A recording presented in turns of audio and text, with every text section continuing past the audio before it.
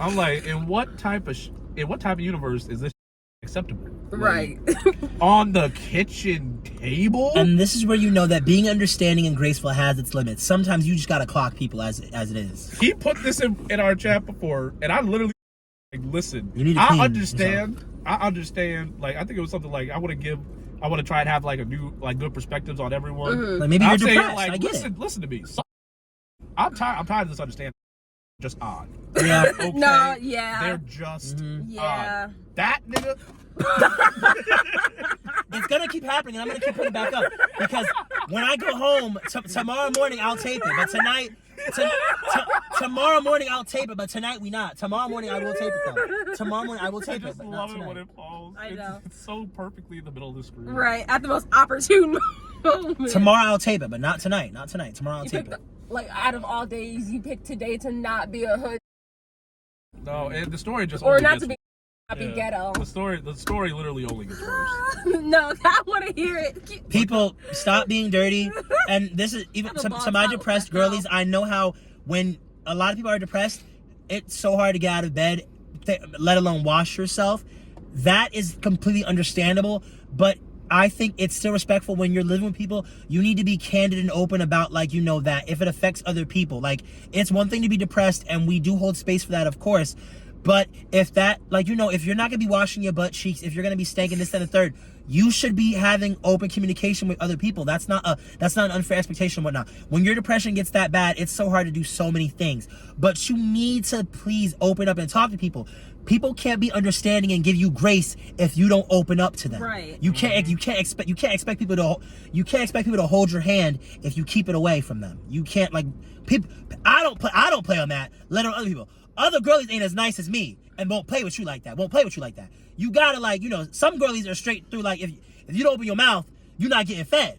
A closed mouth don't get fed. You need to open up your mouth. Like, that might sound like some real strict, like, advice, but that's just real that's from a place of, like, with care. Like, that's from a place of care. Like, you need to open up your mouth, and it's hard to get out of bed a lot of days, but you gotta tell people that you feel like that so they can understand you. If you're just leaving around your dirty clothes, people are gonna think you're just dirty. If you tell people that I'm so depressed that it's so hard to get out of bed, it's every day that I'm alive is a gift from God, you need to tell people that. If you tell people that, they'll be like, okay, I'll give you some grace. Someone, like, you know, you going through this and the third. Like, you know, your parent could pass away and you could be going through it and whatnot, but you need to be vocal about what's going on. You can't just be, you know, acting a fool with people and treating them like they're disposable, this, that, and the third, and expect grace. You need to open up. That's the reality of it. And that's being said with grace. You can't just be moving with people with the whole, well, I'm depressed and, like, you can't be so mad at me. No, baby. You need to people ruin. Oh.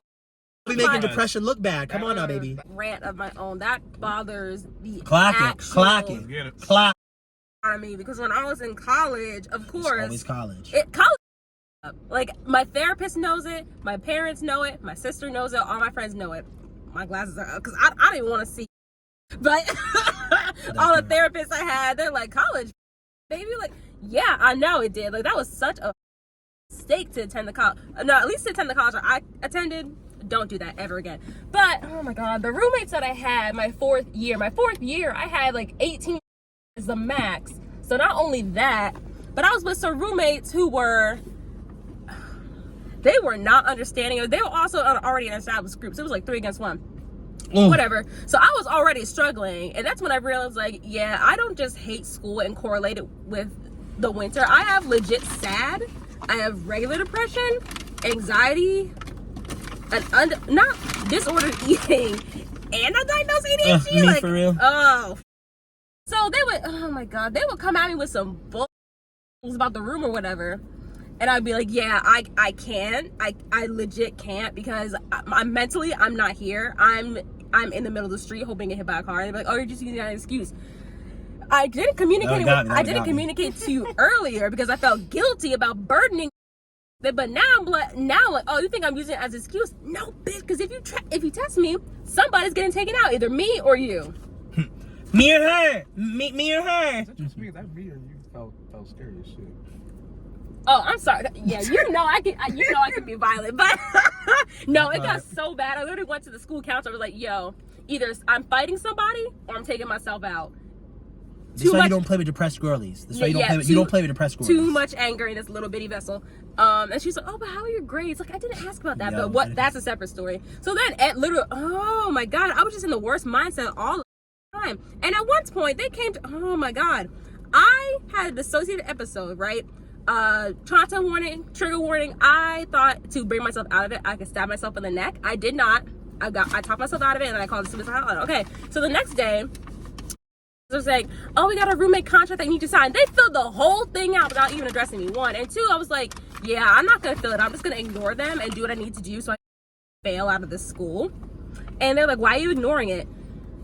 Because, again, I'm not here. I am in the mental hospital. Y'all going to be killing myself. Shut up. No, there's a hospital right across the street. I'm going to go. But I was like, I'm not in the right headspace to fill this out. I feel like I've been doing all the things you've been telling me to do. And I still can't do shit.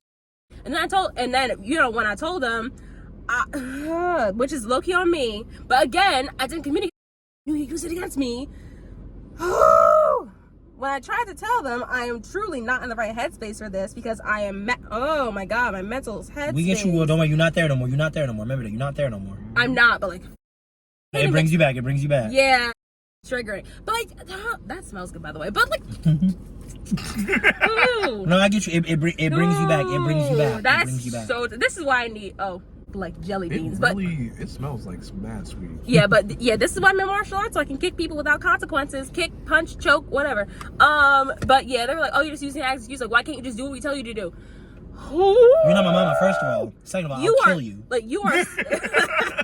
You are so lucky. I have the anger type of depression, and I grew up in a civil household. You are so lucky. I don't have the again. This is not no shame to anybody because life be life, and sometimes life be kicking. You don't want to get out of bed and do anything. You don't even want to take care of yourself. You're just like, take me out. Take me out. You are so lucky. Gotta make some money for the fam. Like, you are so lucky. I don't have I can't get out of bed type of depression. I had like high functioning, diagnosed, whatever. But you're lucky I have I can get up, I can go about my day, but at the end of the day, I'm just gonna wail and scream in my room and punch holes in the wall, which I did. Oops. I punched a hole in the wall. Punching bag is very essential. I punched a hole in the wall. Late.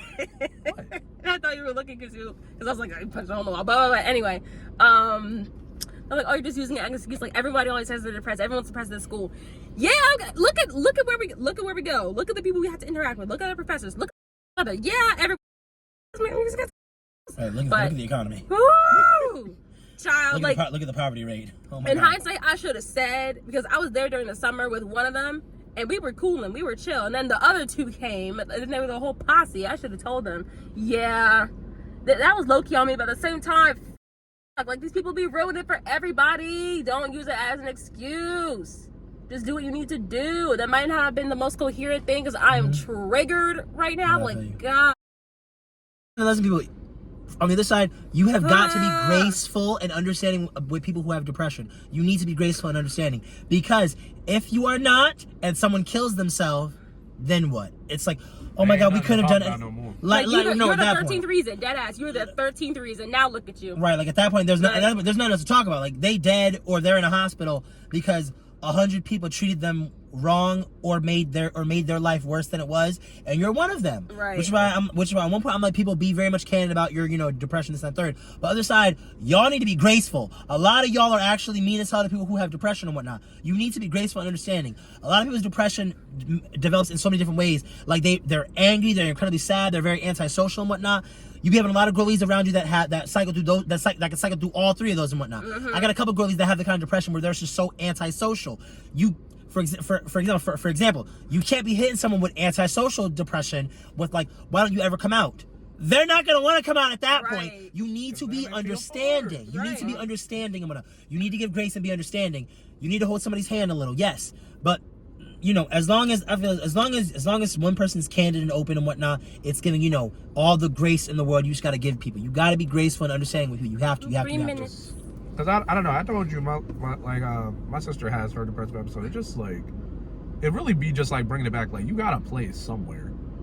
Like, it don't gotta be like, oh, like, I'm not calling nobody homeless. I'm saying, like, in terms of like friends, people to talk to, that type of place. It could be as simple as just being like, you don't gotta come out today, but you always welcome. Just understand. It's literally that simple. Yep. It's that simple. But some niggas be out here like wanting to get pressed in their feelings. Like they ain't never had a day where they just want to stay in bed and not do shit or anything for any reason. Right. It'd be the second the bills is paid, and I'm like, there's no money to go out until I get paid again. It's like, yeah, I'm not coming out. It's given. The only way I'm coming out is if someone said they're paying for me, and I'm not about to make nobody feel like they got to do that. I'm be like, yeah, I'm not. No. And this is what I have to say, folks. It is very important to have strong senses of community. Like, people do not talk about that. Like, the whole the loneliness epidemic is at an all-time high. And not even to be preachy, but it is extremely important to have a strong sense of community.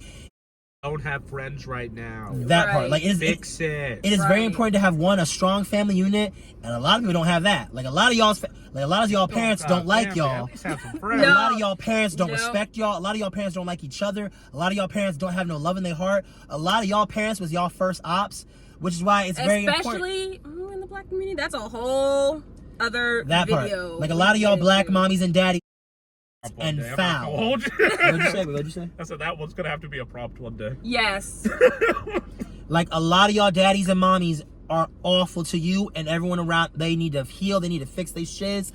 And aside from that, baby, it's still just given, like, we all need to remember, like, having strong senses of community is extremely important. This is why you have 18 to 23-year-old men and women and non-binary folks and agender folks getting on Reddit and argue misconnections on Instagram talking about, guys, I'm a sophomore and I haven't made any friends and I've only prioritized my schoolwork. There's your problem. Why are you at your house? Like, if you don't walk outside and go make a friend, like, what do you mean? What do you mean I've only prioritized my schoolwork and I'm now a senior?